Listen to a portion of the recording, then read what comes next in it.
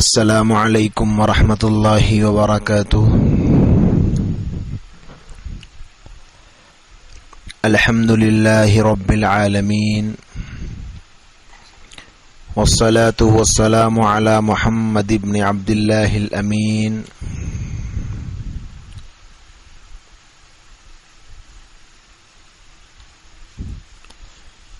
وعلى آلہ واصحابہ اجمعین، اما بعد۔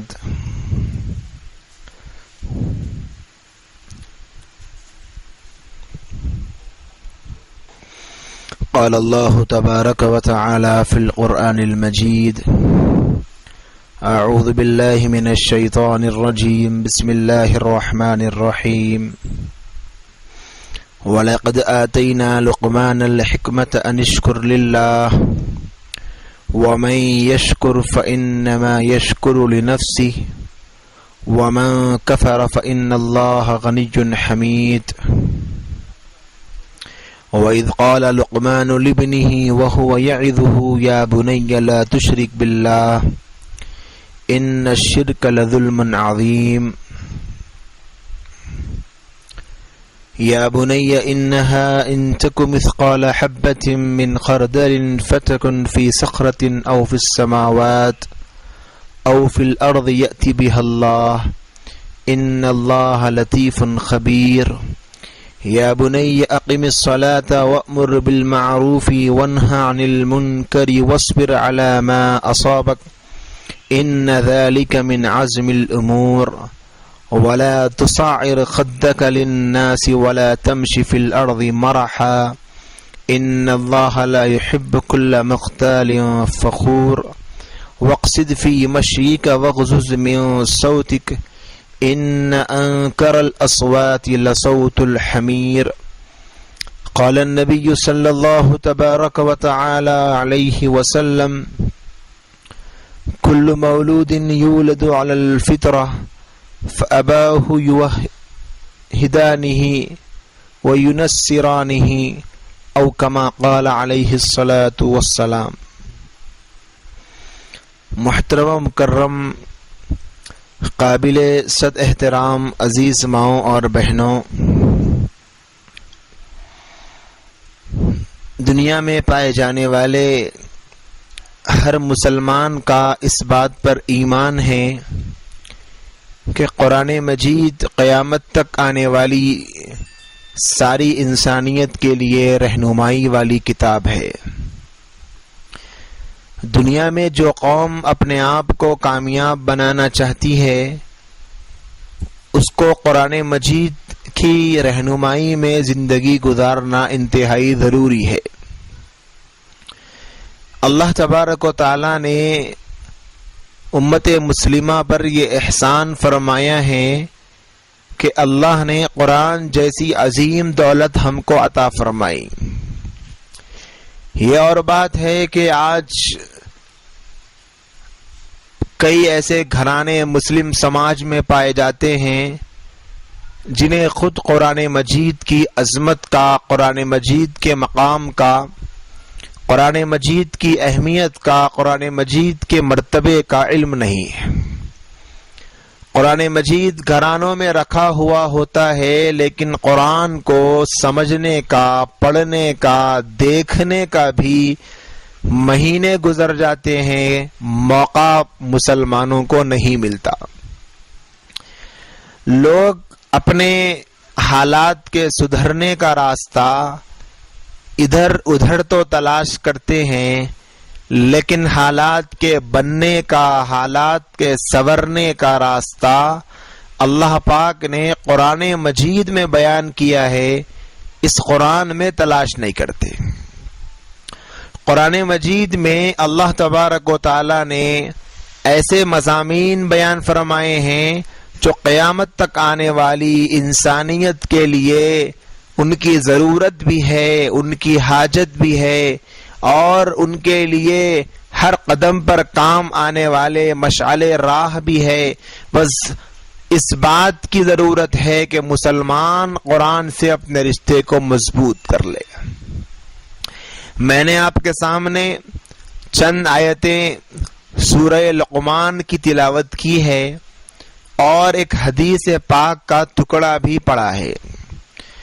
قرآن مجید کی جن آیتوں کی تلاوت آپ کے سامنے کی گئی ہے، اللہ تبارک و تعالی نے ان آیات میں ایسے اہم مضامین کو بیان فرمایا ہے جن مضامین پر عمل کرنے کی وجہ سے انسان ایسی زندگی گزارنے پر آ جائے گا جیسی زندگی اللہ تبارک و تعالی اپنے بندے کی دیکھنا چاہتے ہیں۔ چنانچہ اللہ تبارک و تعالی نے ان آیات میں سب سے پہلی جو آیت میں نے آپ کے سامنے پڑھی، اس میں اس بات کو ارشاد فرمایا کہ وَلَقَدْ آتَيْنَا لُقْمَانَ الْحِكْمَةَ أَنِ اشْكُرْ لِلَّهِ، کہ ہم نے لقمان کو حکمت سے نوازا تھا اور اس بات کا حکم دیا تھا کہ میرا شکر ادا کرو، میرے شکر گزار بندے بن جاؤ۔ وہب بن منبہ کی روایت کے مطابق حضرت لقمان علیہ السلام حضرت ایوب کے بھانجے ہیں، اور حضرت لقمان علیہ السلام حضرت داؤد علیہ السلام کے نبی بنائے جانے سے پہلے فتوے دیا کرتے تھے۔ جب حضرت داؤد علیہ السلام کو اللہ تبارک و تعالی نے نبی بنا کر بھیجا تو پھر انہوں نے فتوے دینا بند کر دیا تھا، اور پوری امت کا اس بات پر اجماع ہے کہ حضرت لقمان علیہ السلام نبی نہیں ہے، بلکہ وہ اللہ تبارک و تعالی کے ایک خاص بندے ہیں جن کو اللہ نے ولایت کے مرتبے پر فائز کیا تھا۔ یعنی ایسی عظیم شخصیت، حالانکہ ولی ہیں، حکیم ہیں، اللہ نے ان کو حکمت سے نوازا تھا، لیکن ایسے اللہ کے نزدیک برگزیدہ بن گئے کہ قرآن مجید میں اللہ تبارک و تعالی نے ان کی نصیحتوں کو جو اپنے بیٹے کے لیے انہوں نے بیان کی نقل فرمایا۔ ایک مرتبہ حضرت لقمان ایک مجلس میں لوگوں کو حکمت کی باتیں سنا رہے تھے۔ ایک شخص آیا اور اس نے سوال کیا کہ تم وہی ہو جو میرے ساتھ فلاں جنگل میں بکریاں چرایا کرتے تھے؟ حضرت لقمان نے کہا ہاں میں وہی ہوں۔ اس شخص نے پوچھا پھر آپ کو یہ مقام کیسے حاصل ہوا کہ مخلوق خدا آپ کی تعظیم کرتی ہے اور آپ کے کلمات سننے کے لیے دور دور سے جمع ہوتی ہے؟ حضرت لقمان نے فرمایا اس کا سبب میرے دو کام ہیں۔ پہلا کام ہمیشہ میں سچ بولتا ہوں، اور دوسرا کام فضول باتوں سے اپنے آپ کو بچاتا ہوں۔ ان دو کاموں کی کرنے کی وجہ سے اللہ تبارک و تعالی نے میرے اندر ایسی حکمت پیدا کر دی کہ میں جب کوئی بات کرتا ہوں تو لوگ میری باتوں کو سننے کے لیے جمع ہو جاتے ہیں۔ ایک اور روایت میں یہ ہے کہ حضرت لقمان نے فرمایا کہ چند کام ایسے ہیں جنہوں نے مجھے اس درجے پر پہنچایا، اگر تم بھی اختیار کر لو تو تمہیں بھی یہی درجہ اور مقام حاصل ہو جائے گا۔ اب وہ کام بتائے رہے ہیں۔ سب سے پہلا کام اپنی نگاہ کو نیچی رکھنا، یعنی عورتوں کے لیے یہ کام ہے کہ غیر محرم مرد پر نگاہ ہی نہ پڑے، اپنی نگاہ کو غیر محرموں سے بچائے رکھنا۔ اور دوسری بات فرمائی زبان کو بند رکھنا، یعنی بند رکھنے سے مطلب یہ ہے کہ ضرورت کے موافق بات کرنا، ایسی زبان سے کوئی بات نہ کرے کہ جس بات پر پکڑ ہو، جس بات پر آخرت میں مواخذہ ہو، جس بات پر آخرت میں شرمندگی ہو، اللہ کے یہاں سوال و جواب ہو، اس طرح اپنی زبان کا استعمال کرنا۔ اور تیسری بات فرمائی حلال روزی پر قناعت کرنا، یعنی جو ملا ہے اسی کو اپنے لیے کافی سمجھنا، مزید کی تمنا اور خواہش میں حرام کی دروازوں کو دستک نہ دینا، جو ملا اس پر راضی رہنا۔ اور چوتھی چیز فرمائی اپنی شرمگاہ کی حفاظت کرنا، یعنی کسی بھی غلط کام سے اپنے آپ کو بچانا جو بے حیائی پر مشتمل ہو۔ اور پانچویں بات فرمائی بات میں سچائی پر قائم رہنا، یعنی جب کوئی بات کرے تو سچ بات کرے، جھوٹ نہ بولے، زبان پر کبھی جھوٹ نہ آئے، جو بات زبان سے نکلے سچی بات نکلے۔ اور چھٹی بات فرمائی وعدے کو پورا کرنا، جب کسی سے کوئی وعدہ کرے تو اس کو پورا کرنا، اور ساتویں بات فرمائی مہمان کا اکرام کرنا، کہ جب کوئی مہمان گھر کو آئے تو خوش دلی سے اس کے لیے اپنی طرف سے جو ہو سکتا ہے اس کے اعزاز و اکرام میں پیش کرنا۔ اور آٹھویں بات فرمائی پڑوسی کی حفاظت کرنا، یعنی پڑوسی کے جو حقوق بیان کیے ہیں گئے ہیں ہماری شریعت میں بھی کہ کیسے پڑوسی کا احترام کرنا ہے، پڑوسی کی عزت کرنا ہے۔ اور نویں بات فرمائی فضول کام اور فضول کلام کو چھوڑ دینا۔ اتنی چیزیں حضرت لقمان بتاتے ہیں کہ میں نے یہ سب کام کیے تھے تو مجھے اتنا بڑا اعزاز ملا، تم بھی کرو گے تو تم کو بھی ملے گا۔ قرآن میں اللہ نے فرمایا حضرت لقمان کو حکمت دی گئی، تو حکمت سے یہاں پر مراد کیا ہے؟ حکمت کے کئی معنی ہیں، قرآن مجید میں بیان کیے گئے ہیں۔ حکمت سے مراد علم ہے، حکمت سے مراد عقل ہے، حکمت سے مراد حلم اور بردباری ہے، حکمت سے مراد نبوت ہے، حکمت سے مراد اپنی رائے کا صحیح ہونا ہے، سمجھدار ہونا ہے۔ اسی لیے بعض مفسرین نے اس بات کو بیان فرمایا کہ حکمت سے مراد یہاں پر سمجھداری ہے اور علم پر عمل کرنا ہے۔ یہ بہت جامع معنی ہے حکمت کا۔ اللہ تبارک و تعالیٰ نے قرآن کی اس آیت میں فرمایا کہ اے لقمان تم میرا شکریہ ادا کرو، تو نبی تو نہیں تھے، پھر اللہ کیسے کلام کر رہے ہیں حضرت لقمان سے؟ جیسے اللہ ولیوں کو الہام فرماتے ہیں اسی طرح حضرت لقمان کو بھی الہام فرمایا تھا۔ تو اب پہلی آیت میں اللہ نے فرمایا کہ حضرت لقمان کو نصیحت کی، ان کے اپنے طرف برگزیدہ بندے ہونے کی نسبت کو بیان فرما دیا۔ پھر ایسے حکیم لقمان کہ جس کے بارے میں ایک راوی کہتے ہیں کہ تقریباً 10,000 ایسی باتیں جو حضرت لقمان کی حکمت پر مبنی ہیں وہ میں نے دیکھی ہے۔ ایسا ذخیرہ تھا حکمتوں سے بھرا ہوا۔ تو انہی حکمت بھری باتوں میں سے اللہ نے قرآن میں حضرت لقمان کی نصیحتوں کو جو اپنے بیٹے کو کر رہے ہیں بیان فرمایا ہے۔ آپ ذرا غور کریں، قرآن مجید میں اللہ تبارک و تعالی نے کتنے ایسے انبیاء ہیں جن کی گفتگو کو بیان نہیں کیا، جن کی نصیحتوں کو بیان نہیں کیا۔ بعض نبیوں کی نصیحتوں کو بیان کیا، بعضوں کی بیان نہیں کیا۔ کیسی برگزیدہ شخصیتیں دنیا میں گزری ہے، اور خود اللہ تبارک و تعالیٰ کیسی بڑی بہترین نصیحتیں فرماتے ہیں۔ اس کے باوجود اللہ نے حضرت لقمان کا تذکرہ قرآن مجید میں خاص طور پہ کیوں کیا؟ علماء نے اس کے بارے میں تفصیل یہ بیان کی، حضرت لقمان کی یہ باتیں ایسی اہمیت کی حامل ہیں کہ اللہ تبارک و تعالی نے ایک باپ کے نسبت سے اپنے بیٹے کو جو نصیحتیں کی گئی اس کو قرآن مجید کا حصہ بنا کر قیامت تک آنے والی انسانیت کو بتلایا ہے کہ یہ قرآن نصیحتوں پر مشتمل ہے۔ قرآن میں ایسی باتیں ہیں جو انسانوں کے عقائد کو سدھارے، اعمال کو سدھارے۔ قرآن انسان کو زندگی گزارنے کا ڈھنگ اور سلیقہ سکھاتا ہے۔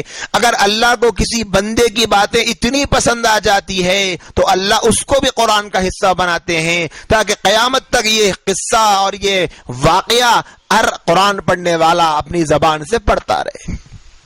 چنانچہ سب سے پہلی نصیحت حضرت لقمان علیہ السلام اپنے بیٹے کو بیان فرماتے ہیں، وَإِذْ قَالَ لُقْمَانُ لِابْنِهِ وَهُوَ يَعِظُهُ يَا بُنَيَّ لَا تُشْرِكْ بِاللَّهِ إِنَّ الشِّرْكَ لَظُلْمٌ عَظِيمٌ۔ اللہ تبارک و تعالیٰ فرماتے ہیں کہ اس وقت کو یاد کرو جب لقمان نے اپنے بیٹے کو اس بات کی نصیحت کی۔ کیسی نصیحت کی؟ یہاں سے یہ معلوم ہو رہا ہے کہ باپ کی ذمہ داری ہے کہ اپنے بیٹے کو نصیحت کرے، اور اگر کوئی ماں ہے تو ماں کی ذمہ داری ہے کہ اپنے بیٹے کو نصیحت کرے، اور ماں باپ کی ذمہ داری ہے کہ اپنی اولاد کو نصیحت کرے، اپنے بچوں کو نصیحت کرے، اپنی نسلوں کو نصیحت کرے۔ یہ ذمہ داری ہے ماں باپ کی۔ یہ بڑوں کی ذمہ داری ہے کہ وہ اپنے چھوٹوں کو نصیحت کرے۔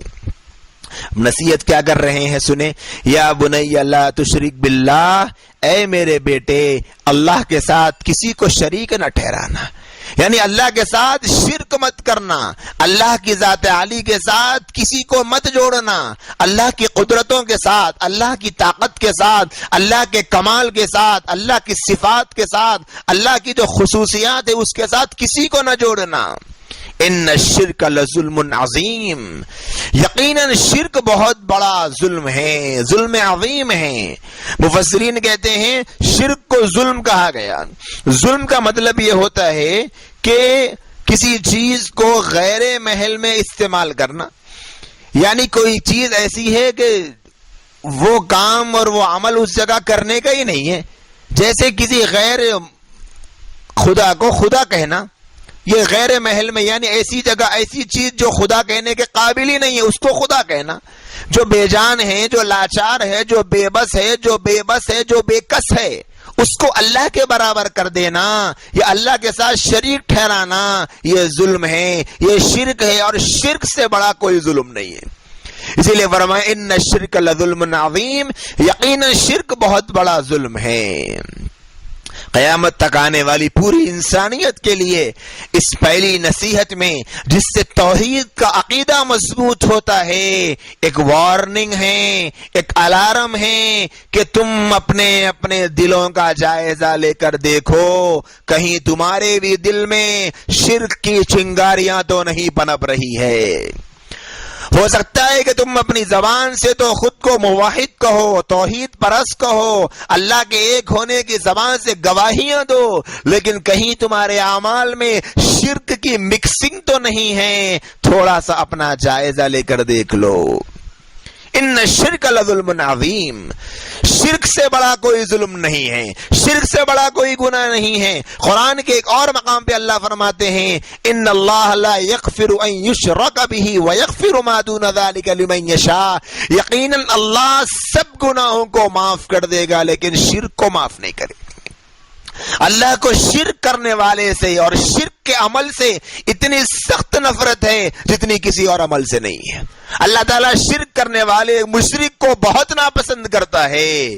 تو قرآن مجید کی یہ آیت کریمہ ہمیں بتلا رہی ہے شرک سے بڑا کوئی گناہ نہیں۔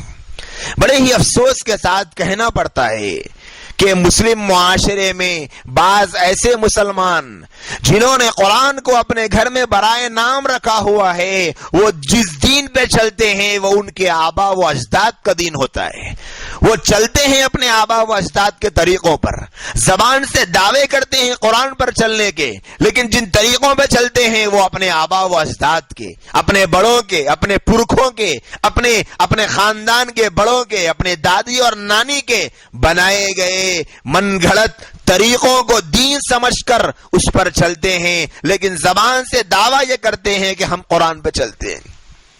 کتنے ایسے مسلمان معاشرے میں پائے جاتے ہیں۔ اسی مہینے میں ابھی حال ہی میں 10 محرم کے موقع پر ہمارے اس معاشرے میں کتنے شرکیہ کام بڑے دھڑلے سے کیے جاتے ہیں، بے باکی سے کیے جاتے ہیں، دلیری سے کیے جاتے ہیں، اور اس کو شرک سمجھنے کو مسلمان تیار تک نہیں ہے۔ کتنی مسلمان بہنیں معاشرے میں ایسی پائی جاتی ہیں جنہوں نے ان کپڑوں کو خرید کر بمبوں سے جوڑنے کے بعد بنائے گئے علموں سے وعدے اور منتیں کی ہوئی ہوتی ہے کہ اگر مجھے بیٹا ہو گیا، میری بیٹی کو بیٹا ہو گیا، میری بیٹی کو بیٹیاں ہی ہو رہی ہے، بیٹا نہیں ہو رہا، اگر بیٹا ہو گیا تو میں تمہیں کو گود چڑھاؤں گی، میری بیٹی کو اولاد نہیں ہو رہی، اگر میری بیٹی کو اولاد ہو گئی تو پھر میں گود چڑھاؤں گی، میرے بیٹے کے کام نہیں بن رہے، اگر میرے بیٹے کے کام بن گئے تو میں تم کو گود چڑھاؤں گی۔ 10 محرم کے موقع پر کیسا مبارک دن، عاشورے کا دن، فضیلتوں والا دن، حضرت حسین رضی اللہ تعالی عنہ کی شہادت کو اللہ نے جس دن سے جوڑا ہے، حضرت حسین کی فضیلت کو 4 شان لگا ڈالا ہے، ایسے مبارک موقع پر اس نواسے رسول کے نام پر جس نواسے رسول نے پوری زندگی توحید کا درس دیا، شرک کو آباد کر رہے ہیں۔ ان علموں کے اوپر بھٹیاں چڑھائی جا رہی ہے، کھوپرے کی بھٹیاں چڑھا کر غیر مسلم مورتی کے سامنے چڑھاوا چڑھائے تو وہ حرام، اور مسلمان علم کے سامنے چڑھاوا چڑھائے تو وہ بابرکت۔ انصاف تو 2 طرف ہونا چاہیے، اگر ان کا چڑھایا گیا چڑھاوا حرام ہے تو پھر آپ کا چڑھایا ہوا علم پر چڑھاوا کیوں حلال ہے؟ اگر ان کا پرساد حرام ہے تو آپ کا چڑھایا ہوا کھوپرا کیوں بابرکت ہے؟ اللہ کی ذات میں شریک وہ بھی کر رہے ہیں، اللہ کی ذات میں شریک آپ بھی کر رہے ہیں۔ اللہ کی ذات کے ساتھ وہ بھی بت کو جوڑتے ہیں، اللہ کی ذات کے ساتھ آپ بھی علم کو جوڑتے ہیں۔ کیا فرق ہے پھر دونوں میں؟ لوگوں نے یہ سمجھ لیا کہ غیر مسلم مورتی کو شریک کرے تو وہ قصوروار، اور ہم علم کو کھڑا کر دے تو ہم بڑے نیکوکار۔ یہ کہاں کا انصاف ہے؟ اللہ کی ذات عالی میں شرکت کسی کی گوارا نہیں۔ ہم قرآن مجید کی سورت، سب سے پہلی سورت ایاک نعبد و ایاک نستعین، اس آیت کو پڑھتے ہیں سورہ فاتحہ کی۔ ہر نماز میں ہر مسلمان ہر رکعت میں پڑھتا ہے۔ کیا مطلب ہے ایاک نعبد کا؟ اے اللہ، ہم عبادت میں آپ کے ساتھ کسی کو شریک نہیں کریں گے۔ کسی کو کا مطلب کسی کو بھی نہیں۔ مفسرین نے لکھا ہے عبادت میں نبی کو بھی شریک نہیں کر سکتے۔ اگر کوئی انسان نبی کو نبی ماننے کے ساتھ اگر نبی کی عبادت کرنا شروع کر دے تو حرام ہے عبادت کرنا۔ بہت بڑا شرک ہے عبادت میں شرکت۔ تو یہ جو نظریں مانی جاتی ہے، منتیں مانگی جاتی ہے، مرادیں مانگی جاتی ہے، اللہ کے سوا کسی سے مانگنا جائز نہیں ہے۔ اس محرم کے مہینے میں کیسے کیسے کام مسلم معاشرے میں کیے جا رہے ہیں۔ 9 محرم کی رات کو لوگ چلے جاتے ہیں اور جا کر پوری رات کھوپڑے کی بھٹیاں چڑھائی جا رہی ہے۔ بیٹا ہو کر 50 سال ہو گئے، اسی 50 سال سے علم کو جا کر کھوپڑے چڑھائے جا رہے ہیں، کیونکہ منت تھی اگر مجھے بیٹا ہو گیا تو پھر میں ہر سال تم کو کھوپڑا چڑھاؤں گی، یا پھر چاندی کا کوئی، سونے کا کوئی، کچھ بھی ایک جو بھی چڑھایا جاتا ہے علم کے اوپر وہ چڑھاؤں گی۔ وہ منتیں کی جا رہی ہے۔ کسی نے منت کی کہ اگر میرے گھر میں بیٹا ہو گیا تو میں گھوڑے بنا کر کھلاؤں گی۔ دادی نے ان کے ابا کے لیے کیا تھا، ان کے بعد والے ان کے دادی کے لیے کر رہے ہیں۔ یہ رسمیں معاشرے میں چل رہی ہے۔ نظر کا ماننا، منت کا ماننا، بالکل اسلام اس کی اجازت دیتا ہے، لیکن حرام منتیں مانگنے کی اجازت نہیں۔ حلال منت مانگے۔ اگر اللہ میرا کام ہو گیا، حالات تو ہر کسی کے گھر میں ہے، اگر میرا کام ہو گیا، مجھے میرے بیٹے کو بیٹی ہو گئی، میرے بیٹے کو صرف بیٹیاں ہو رہی ہے، اگر بیٹا ہو گیا اللہ تو میں 3 روزے رکھوں گی، یہ نظر مانگے۔ اگر بیٹا ہو گیا تو میں اپنے خرچے پر میں کسی غریب لڑکی کی شادی کی ذمہ داری قبول کروں گی۔ اگر مجھے میرے بیٹے کو بیٹا ہو گیا، نرینہ اولاد ہو گئی، تو میں اپنے خرچے پر اپنے خاندان کے اتنے غریب مستحق محتاجوں کی مدد کروں گی۔ ایسی حلال جو نظریں ہیں وہ مانے، اس میں کوئی حرج نہیں ہے۔ لیکن لوگوں کو حرام طریقے پر نظریں ماننے کا اتنا رواج لگ چکا ہے کہ اب حلال نظر ماننے کو بھی لوگ تیار نہیں۔ تو یہ سب سے پہلی جو نصیحت ہے قرآن کی، اس سے انسان کے عقیدہ توحید کو مضبوط کیا جا رہا۔ عقیدہ توحید مضبوط ہو، اللہ کے ذات عالی پر ایک لمحے کے لیے کسی کی شرکت کو گوارا نہ کرے۔ جو ہوتا ہے وہ میرے اللہ کی طرف سے ہوتا ہے، اللہ کے علاوہ کسی میں کوئی طاقت نہیں جو میرا کچھ بگاڑ سکے۔ حضرت نبی کریم صلی اللہ علیہ وسلم نے فرمایا کہ اگر پوری دنیا تمہیں نقصان پہنچانا چاہتی ہے اور تمہارا اللہ تم کو فائدہ پہنچانا چاہتا ہے، پوری دنیا مل کے تمہیں نقصان نہیں پہنچا سکتی، اور اگر تمہارے رب کا یہ فیصلہ ہے کہ تم کو نقصان ہو تو پوری دنیا مل کر تم کو فائدہ نہیں پہنچا سکتی۔ اس عقیدہ توحید کو مضبوطی مل رہی ہے قرآن کی اس نصیحت سے۔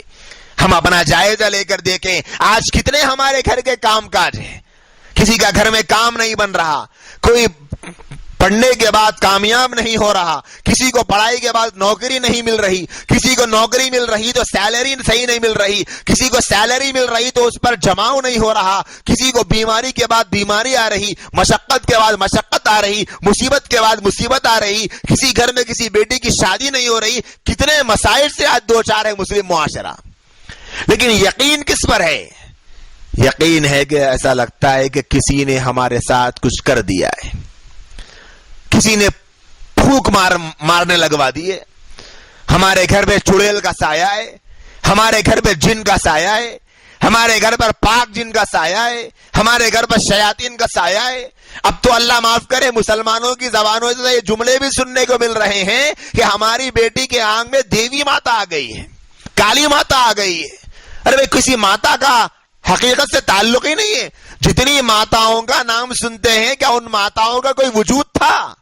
بنائی گئی ہے فرضی. ان کے اندر ہے کیا طاقت جو ہماری بیٹی کے اندر آ جائے گی, ہمارے بیٹے کے اوپر سوار ہو جائیں گے؟ عقیدہ توحید کو مضبوط کرنے کی ضرورت ہے. اللہ کے ذات عالی سے ہوتا ہے اور کسی سے نہیں ہوتا. دوسری نصیحت, قرآن مجید میں اللہ تبارک و تعالیٰ نے بیان فرمائی حضرت لقمان علیہ السلام کی. یا بنی انہا ان تق مثقال حبۃ من خردل, اے میرے بیٹے اگر کوئی چیز ہو رائی کے دانے کے برابر بھی. یعنی رائی کا دانہ کتنا ہوتا ہے؟ بالکل چھوٹا سا, جو زمین پر گر جائے تو نظر بھی نہیں آتا, نگاہوں سے بہت جلد اوجھل ہو جاتا ہے. اتنی باریک چیز ہے, اندھیرا تو بہت دور, اجالے میں ڈھونڈنا بھی مشکل ہو جاتا ہے. اگر کسی کلر والے کپڑے پر گر جائے تو تلاش کرنا ناممکنات میں سے ہو جاتا ہے, بعض اوقات بڑی مشکل سے انہیں ڈھونڈنا پڑتا ہے. اللہ فرماتے ہیں کہ حضرت لقمان نے کہا اپنے بیٹے سے, اے میرے بیٹے اگر کوئی رائی کا دانہ بھی ہو, فتکن فی صخرۃ, اور وہ کیا ہو, ایک بہت بڑے پہاڑ میں. ایک بہت بڑا پہاڑ ہے, اس پہاڑ میں اندھیرا ہی اندھیرا ہے, اس پہاڑ کے اندر وہ رائی کا دانہ ہو. او فی السماوات, یا پھر آسمانوں میں. آسمان کیسی بڑی مخلوق ہے اللہ کی, اتنا بڑا آسمان ہے کہ اتنے بڑے آسمان میں اگر رائی کا دانہ رکھیں گے تو کیسا لگے گا؟ نظر ہی نہیں آئے گا. او فی الارض, یا پھر زمین میں. اللہ کی زمین کتنی بڑی ہے, کیسی پھیلی ہوئی زمین ہے کہ اگر اس زمین میں کہیں رائی کا دانہ رکھ دیا جائے. یأتی بہ اللہ ان اللہ لطیف خبیر.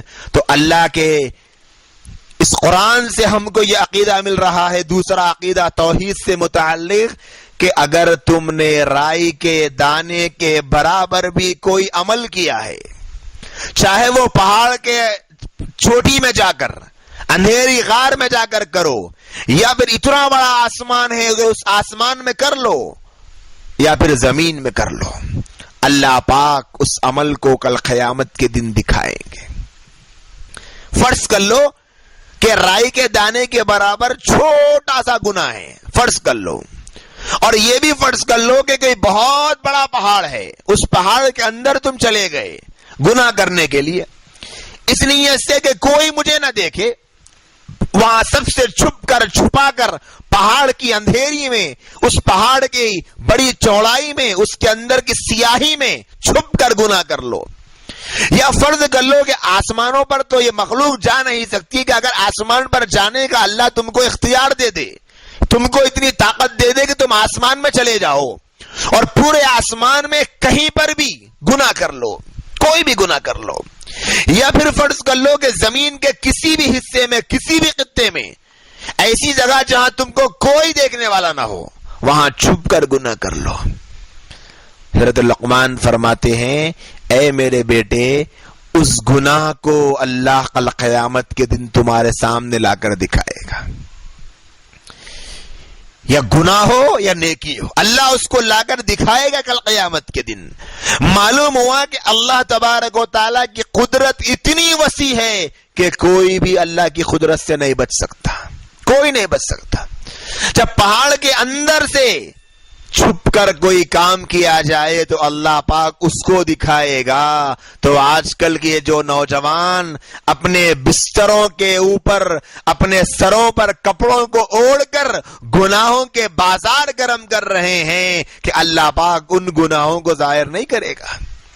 کیا کل قیامت کے دن اللہ وہ گناہ نہیں لائے گا جو آج کتنی ہی مسلم عورتیں اپنے گھر میں کسی کے نہ ہونے کا فائدہ اٹھاتے ہوئے ٹی وی کے ذریعے سے, موبائل کے ذریعے سے بے حیائی پر مبنی گانے اور فلمیں دیکھ رہے ہیں, کہ اللہ اس کو قیامت کے دن نہیں لائے گا. اللہ ہر چیز کو لانے والے. یہاں دنیا میں باپ سے چھپ سکتے ہو، ماں سے چھپ سکتے ہیں، بہن سے چھپ سکتے ہیں، بھائی سے چھپ سکتے ہیں، شوہر سے بیوی اور بیوی سے شوہر گناہ کو چھپا سکتا ہے، لیکن اللہ سے کوئی گناہ کو نہیں چھپا سکتا۔ اللہ ہر عمل کو دیکھ رہا ہے، اللہ ہر کام کو دیکھ رہے ہیں، اللہ ہمارے کیے جانے والی ایک ایک حرکت کو دیکھ رہے ہیں۔ ان اللہ لطیف خبیر، یقیناً اللہ لطیف ہے، یعنی باریک بھی ہیں، اور اللہ خبر رکھنے والا ہے۔ تمہارے ہر عمل کی چھوٹے سے چھوٹی حرکت کی اللہ تبارک و تعالیٰ کے پاس خبر ہے۔ یہ دوسرا عقیدہ توحید۔ پہلا عقیدہ توحید کا، اس بنیاد پر کہ اللہ کے ساتھ کسی کو شریک نہ ٹھہراؤ، اور دوسرا عقیدہ اللہ کی قدرت پر، اللہ کی ذات سے ریلیٹڈ ہے کہ اللہ تم پر نگران ہے۔ ایسا نگران نہیں جیسے آج تم لوگوں نے سی سی ٹی وی کیمرے کو نگران بنا لیا ہے۔ لوگوں نے سمجھ لیا کہ کیمرہ لگے گا تو جرائم میں کمی آئے گی۔ کوئی بتلا دے لا کر کہ کیمرہ لگنے کے بعد میں جرائم میں کتنی کمی آئی، بلکہ کیمروں کے لگنے کے بعد جرائم کے نئے نئے طریقے مارکیٹ میں آ گئے ہیں کہ کیمرہ نہیں تھا تو ایسے جرم کرنا، کیمرہ آنے کے بعد ایسے جرم کرنا۔ جرم تو بہرحال ہو رہا ہے۔ کون ہے جو کیمرے کے ڈر سے بچ پا رہا ہے؟ کیونکہ پتا ہے کہ یہ کیمرہ ہے، اس کی جو استعداد ہے وہ محدود ہے۔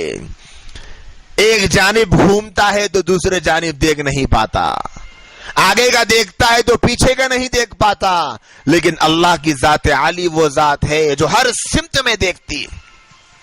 دن کے اجالے کے گناہ کو دیکھ رہے ہیں، رات کے اندھیرے کے گناہ کو دیکھ رہے ہیں۔ اللہ تبارک و تعالی مجمع کے گناہ کو بھی دیکھتے ہیں، تنہائی کے گناہ کو بھی دیکھتے ہیں۔ انسان کی پوری زندگی اللہ کے سامنے ہے، اللہ سے کوئی نہیں بچ سکتا۔ یہ دوسرا عقیدہ حضرت لقمان اپنے بیٹے کو سکھا رہے ہیں۔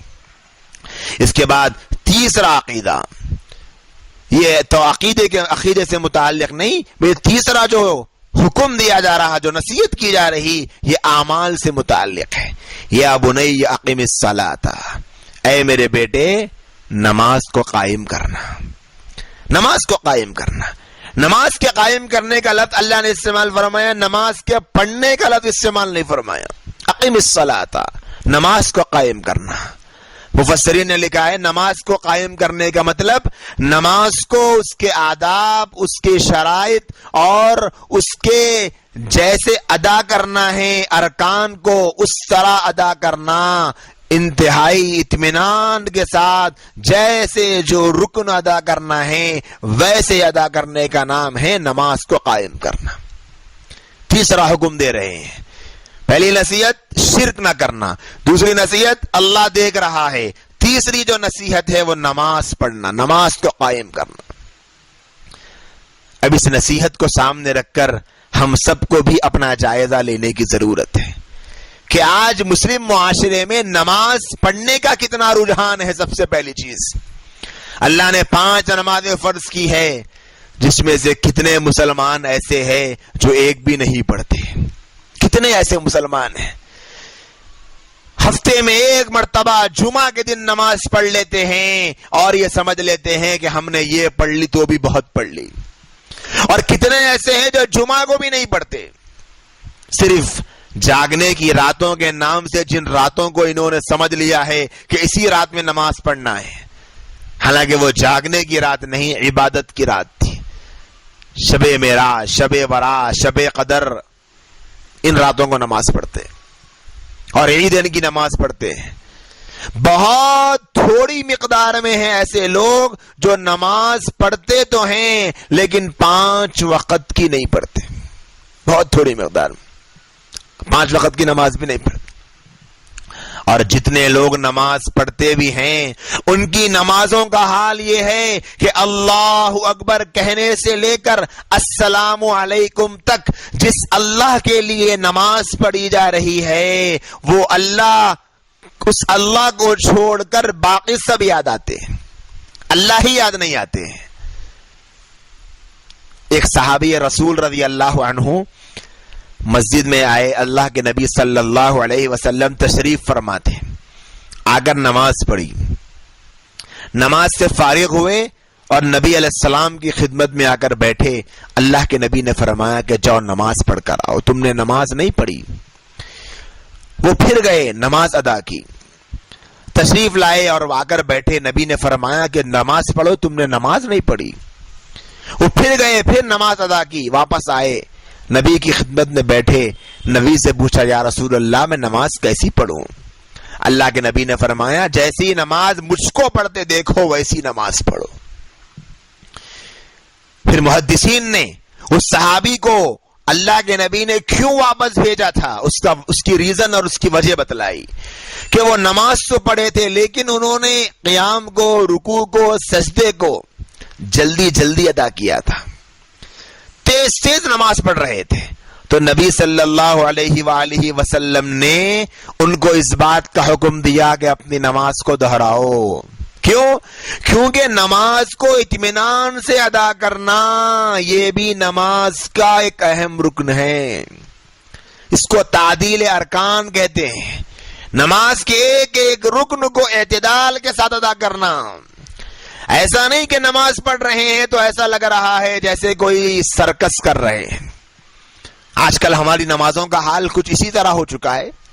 4 رکعت نماز 4 منٹ تک بھی نہیں پڑھ پائیں گے. اگر کسی کو میری بات پر تھوڑا بھی شک ہو تو نماز پڑھنے سے پہلے اپنے موبائل میں ٹائمر لگا کر دیکھ سکتے ہیں کہ 4 منٹ بھی نہیں ہوں گے، یہ 4 رکعتیں ختم ہو جائیں گی. کیسی نماز پڑھتے ہیں سمجھ میں نہیں آتا، کیسا قرآن پڑھتے ہیں سمجھ میں نہیں آتا. کیا پڑھا جاتا ہے نماز میں، کیا ذکر کیا جاتا ہے، اللہ کا دھیان کیا پیدا ہو رہا، اللہ کی طرف توجہ کیا پیدا ہو رہی کہ نماز ہے یا کیا ہے.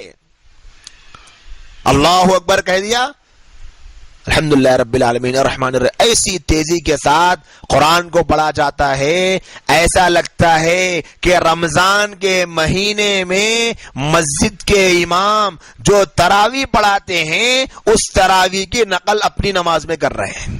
سال بھر امام کی کاپی کر رہے ہیں نمازوں میں. ایسی تیزی کے ساتھ قرآن پڑھا جا رہا کہ بعض اوقات تو قرآن کے حروف کی ادائیگی بھی صحیح نہیں ہوتی، زبر زیر پیش کی غلطی ہو جاتی ہے جس سے قرآن کے آیات کا مطلب ہی بگڑ جاتا ہے. اور بعض لوگوں کے قرآن پڑھنے کا تو اسٹائل ایسا ہوتا ہے کہ اگر ان کو زور سے پڑھنے کے لیے کہا جائے تو نہیں پڑھے.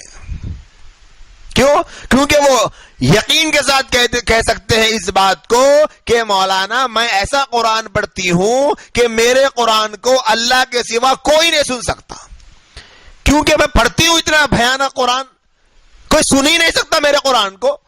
مجھے خوش شرم آتی ہے اپنا قرآن پڑھ کر کسی کو سنانے کے لیے. اب وہ اللہ ہی ہے جو سن رہے ہیں، کیسا بھی پڑھ رہے ہیں، آڑا تیڑا ہوندا چتا الٹا سیدھا، اللہ تعالیٰ کو سنا دے کر نماز پڑھ کے اسی نمازوں پر اطمینان ہے.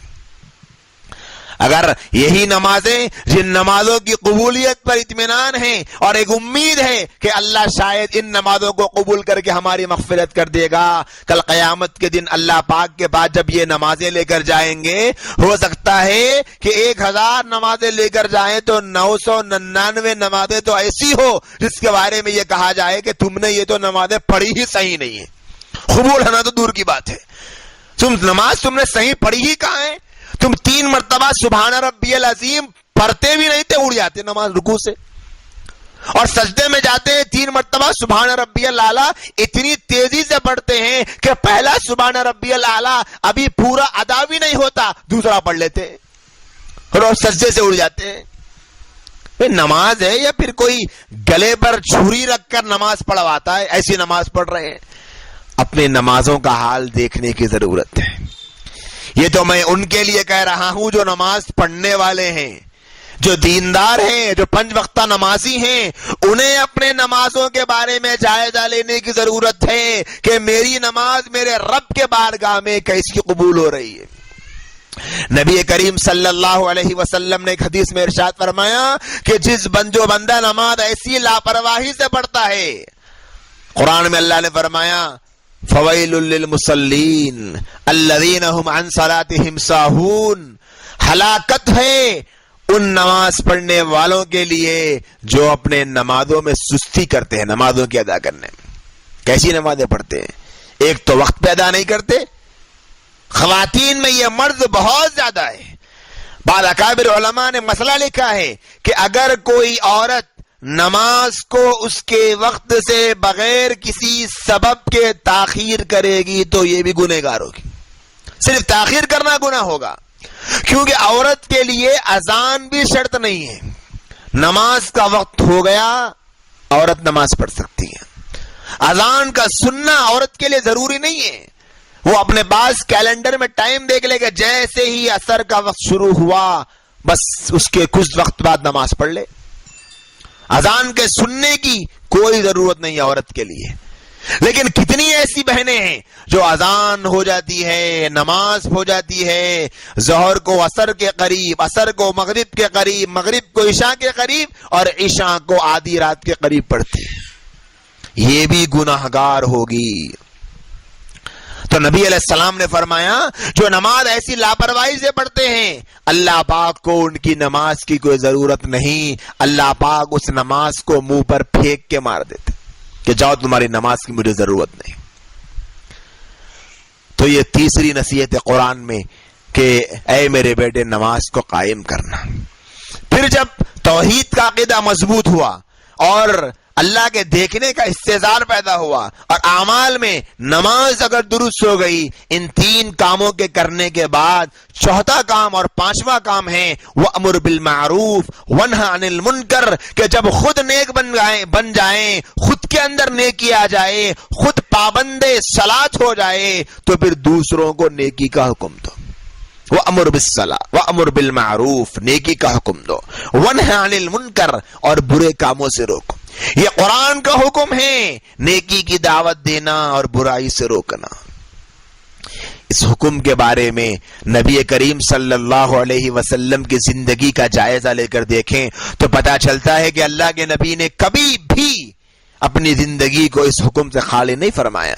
آپ ہمیشہ اپنی امت کی فکر میں، اپنی امت کے درد میں، اپنی امت کو نیکی کا حکم دے کر برائی سے روک کر قرآن کے اس فریضے کو ادا کرتے رہتے تھے.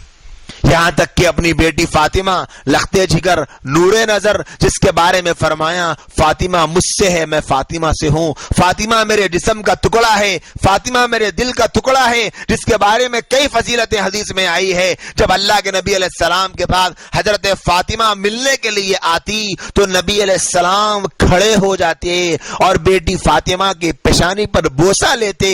اتنا زیادہ پیار فرماتے تھے فاطمہ سے.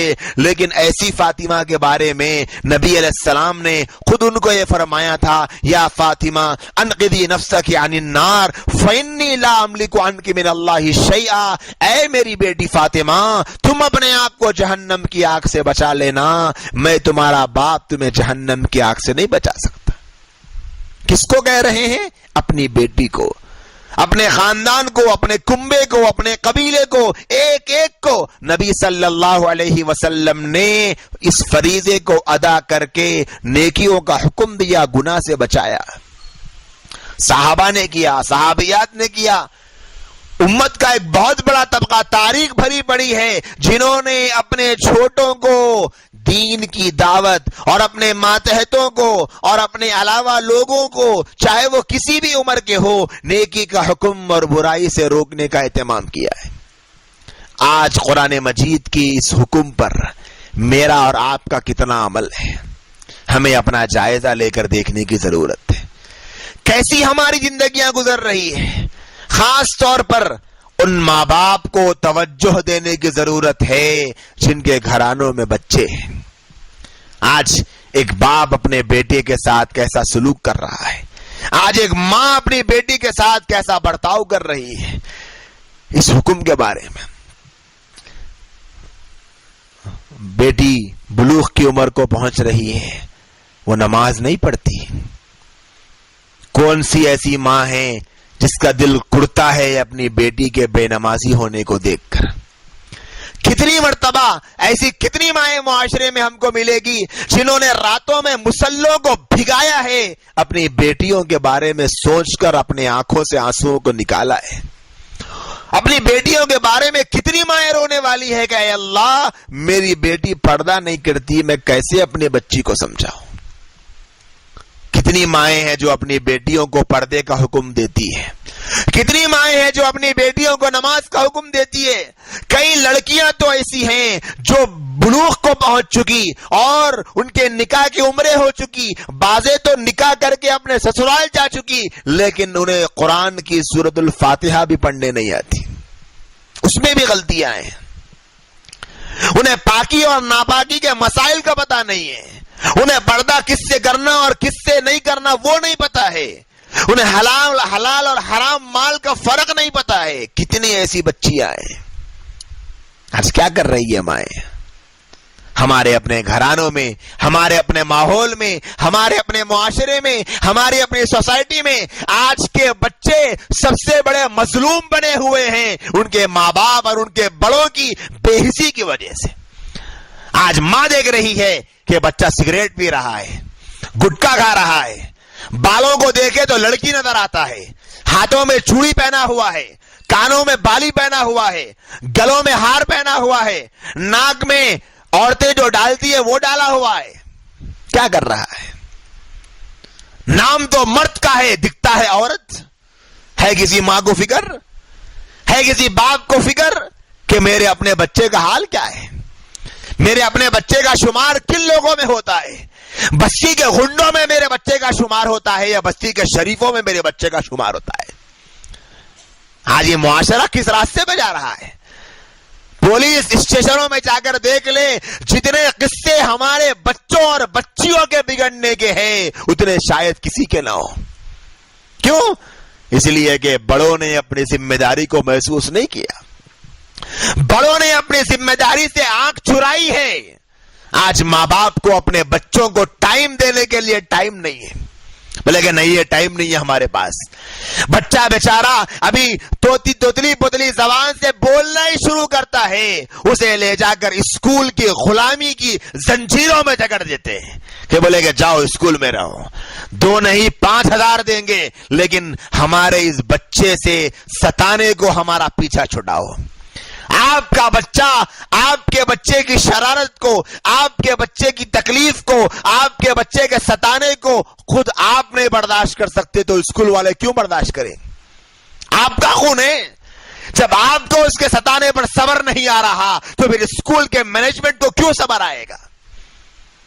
وہ تو بس ان بچوں کو اسکول میں رکھنے کی تنخواہ لیتے ہیں، وہ تو ایک سلیبس کو پڑھانے کی فیس لیتے ہیں۔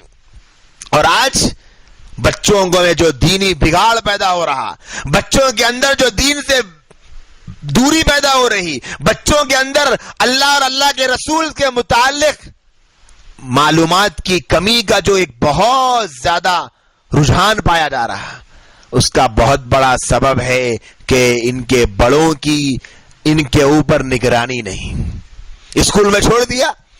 اور جب بچہ بگڑے گا تو کیا کہیں گے؟ ارے بھائی بچہ اسکول میں جا رہا صبح سے شام تک، سمجھ میں نہیں آ رہا کہ اسکول میں بگڑ رہا کیسے؟ ارے بھائی اسکول میں آپ نے بچے کو بگڑنے اور سدھرنے کے لیے تھوڑی بھیجا ہے۔ اسکول والوں نے یہ کب کہا ہم آپ کے بچے کو سدھاریں گے؟ اسکول والوں نے تو بس سلیبس پڑھانے کا وعدہ لیا ہے، ایک نصاب ہے، کچھ بکس ہے، کچھ کتابیں ہیں، وہ پڑھائیں گے اور بھیج دیں گے۔ آپ کیا کر رہے ہیں بحیثیت ماں، بحیثیت باپ؟ آپ کی اولاد کی تربیت میں کیا کردار ہے یہ دیکھنے کا ہے۔ بچہ گانا گا رہا ہے، ماں کو کوئی فکر نہیں، بچہ فلمیں دیکھ رہا ہے، ماں کو کوئی فکر نہیں، بچہ گالی دے رہا ہے، ماں کو کوئی فکر نہیں۔ کتنی مائیں ہیں جن کو اس بات کی فکر ہے؟ قرآن کا یہ حکم وَأَمُرْ بِالْمَعْرُوفِ وَانْهَ عَنِ الْمُنْكَرِ کہ اپنے اپنی اولاد کو، اپنے ماتحتوں کو، اپنے علاوہ کے لوگوں کو نیکی کا حکم دو اور برائی سے بچاؤ۔ وَاصْبِرْ عَلَىٰ مَا أَصَابَكَ إِنَّ ذَلِكَ مِنْ عَزْمِ الْأُمُورِ۔ اور یہ جو کام ہے دین کی دعوت دینے کا، کوئی آسان کام نہیں ہے۔ ایسا نہیں ہوگا کہ جب ماں اپنے بچے کو سمجھائے گی گناہ سے بچنے کے لیے، ایسا نہیں ہوگا کہ ان کی نوجوان بیٹیاں اپنے ماؤں کی بلائیں لیں گی، بلکہ وہ ماؤں سے چڑے گی، نفرت کرے گی، غصہ کرے گی, ڈانٹے گی, 4 لوگوں کے سامنے ماں کی برائی کرے گی کہ ہمارے امی کو تو کچھ کام ہی نہیں رہتا, وہ تو میرے پیچھے ہاتھ دھو کے پڑے ہوئے رہتے.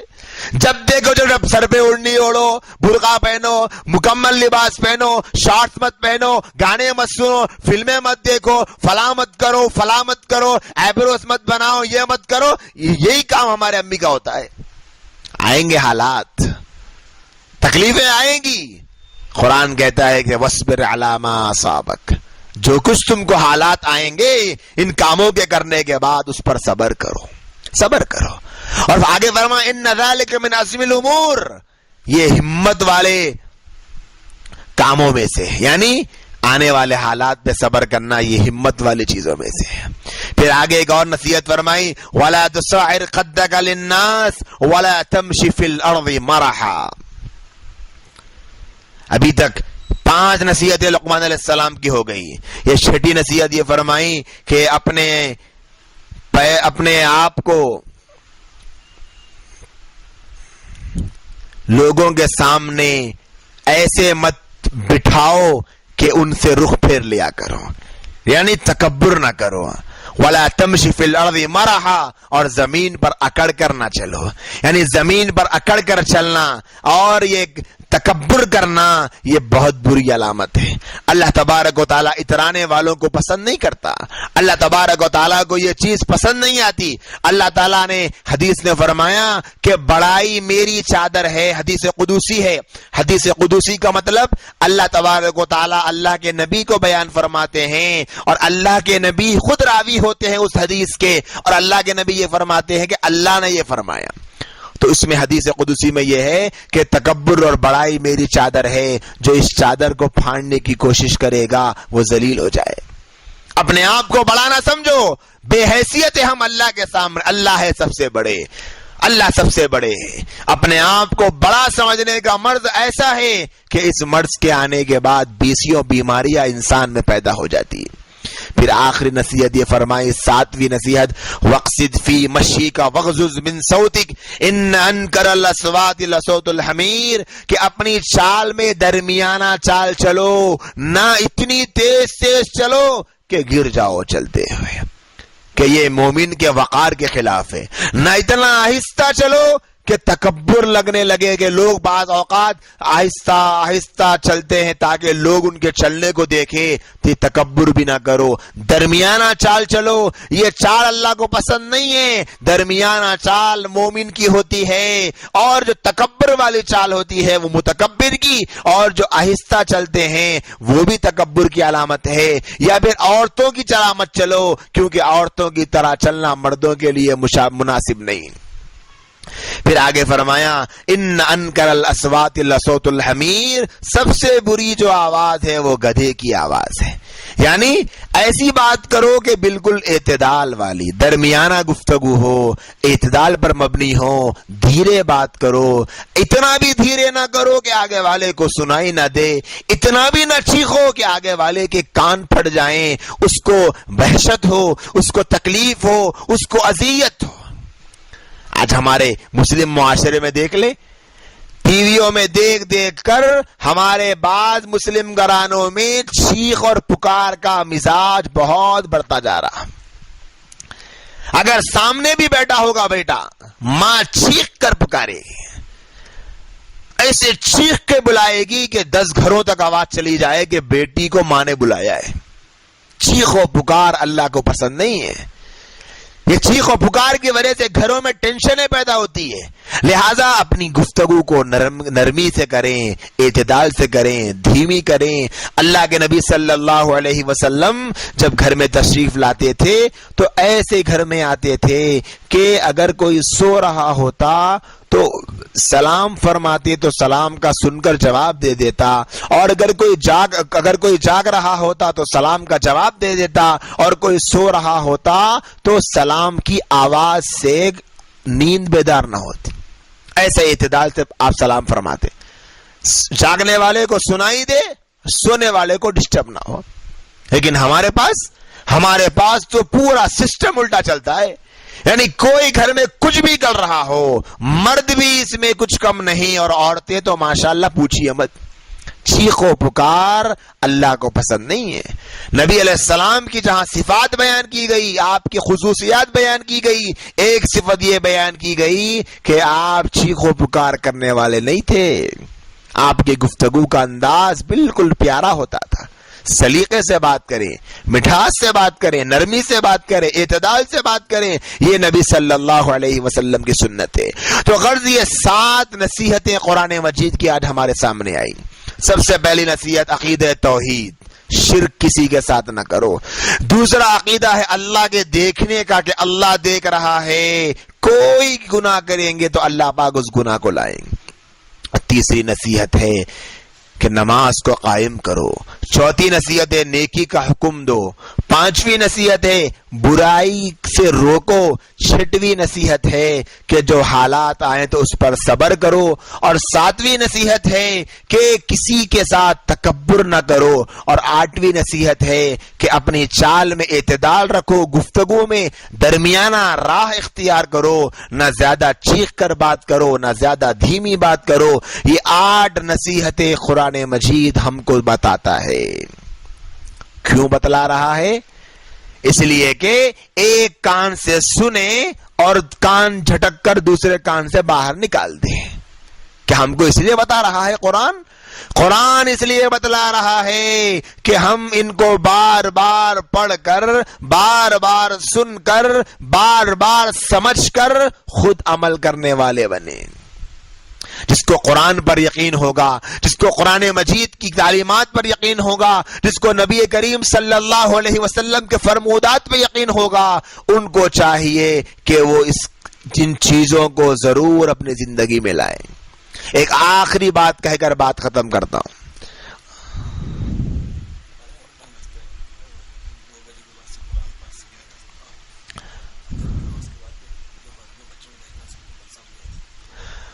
وہ آخری بات یہ ہے کہ یہ جو نصیحتیں حضرت لقمان نے کی ہے وہ اپنے بیٹے کے لیے کی۔ ان آیات سے ایک اہم سبق ان کو ملتا ہے، اللہ نے جس کو ماں بنایا ہے، باپ بنایا ہے، کہ اپنے بچوں کی ایسی تربیت کریں جیسی تربیت کرنے کا حق ہے۔ جہاں حدیث میں بچوں کو صدقہ جاریہ بتایا گیا، وہیں بچوں کو عذاب بھی بتایا گیا کہ اگر انہی بچوں کو ہم نے صدقہ جاریہ کے بجائے عذاب جاریہ بنا ڈالا تو پھر یہی بچے کل قیامت کے دن ہمارے گریبان کو پکڑ لیں گے۔ آج معاشرے میں سب سے زیادہ سخت اور سب سے زیادہ دشوار کن مسئلہ جو بن چکا ہے وہ اولاد کی تربیت کا ہے۔ قرآن مجید کی یہ آیات حضرت لقمان کی، ایک باپ کی اپنے بیٹے کو نصیحتیں کیا ہوئی ہے، کیسی ہوئی ہے۔ ہر ماں کو اپنے بارے میں یہ سوچنے کی ضرورت ہے، کیا کبھی میں نے اپنے بیٹے کو اپنے پاس بٹھا کر کوئی ایک نصیحت کی ہے ایسی؟ میرے بیٹے کو سمجھایا ہے میں نے کبھی؟ بچوں کی حالت دیکھ کر کبھی ماں کے دل میں یہ تمنا پیدا ہوئی کہ میری بیٹے اور میری بیٹی کی حالت کیا ہوتی جا رہی ہے، یہ مریں گے تو ان کے مرنے کے بعد خبر میں ان کے ساتھ کیا ہوگا؟ کبھی اپنے بیٹوں کے سامنے ڈسکس کیا ہے توحید کے مسئلے پر؟ کبھی اپنے بیٹوں کو ہم اپنے بچوں کو سمجھاتے ہیں رسالت کے مسئلے پر؟ کبھی اپنے بیٹوں اور بیٹیوں کے سامنے اس موضوع پر ہم گفتگو کرتے ہیں اللہ کے ذات عالی کے ہر چیز پر قادر ہونے پر؟ سوچ کے دیکھیں ہمارے اپنے گھرانوں کا حال کیا ہے۔ آج اولاد کے بگڑنے کا بہت درد اسباب ہے، انشاءاللہ پھر کبھی موقع پر میں آپ کے سامنے وہ بتاؤں گا۔ لیکن میری عزیز بہنوں، آج ایک بہت بڑا درد سر جو مسئلہ بنا ہوا ہے وہ اولاد کا بگاڑ ہے، اور اس میں بہت حد تک جو لوگ قابو میں لا سکتے ہیں وہ ماں باپ ہیں۔ نہ اسکول کنٹرول کریں گے، نہ کالج کنٹرول کریں گے، نہ حکومت کے قانون کنٹرول کریں گے، نہ پولیس کنٹرول کرے گی۔ ان حالات کو قابو کرنے کا جو راستہ ہے وہ بس ماں باپ کے ہاتھ میں اللہ نے جو بڑے ہونے کی ذمہ داری کا ایک رکھا ہے عنصر، بس وہی ہے جو اپنے بچوں کو سدھار سکتا۔ لہذا ہمیں اس بات کی کوشش کرنا ہے کہ قرآن مجید کی جن آیات کو ہم نے آج سنا اور ان آیات سے ملنے والے اسباق کو اور ان کی جانے والی نصیحتوں کو جو ہمارے سامنے آئی ہے، ہم ان تمام نصیحتوں پر عمل کرنے کی کوشش کریں اور قرآن مجید کے سورہ لقمان کی ان آیات کو ہر بہن اپنے گھر میں ترجمے کے قرآن میں پڑھیں اور بار بار پڑھیں اور اللہ اس سے کیا کہنا چاہتا ہے سمجھنے کی کوشش کریں۔ اللہ نے چاہا تو ضرور ہم کو یہ نصیحتیں سمجھ میں آئے گی۔ ان نصیحتوں کو جس نے فائدے کی نیت سے پڑھا اور 14 صدیوں سے فائدہ اٹھا رہے ہیں وہ لوگ، اور جو آج بھی پڑھے گا ان کو بھی ضرور اس سے فائدہ ہوگا۔ اللہ پاک سے دعا ہے اللہ مجھے آپ کو پوری امت مسلمہ کو توفیق عمل نصیب فرمائیں۔ وآخر دعوانا ان الحمد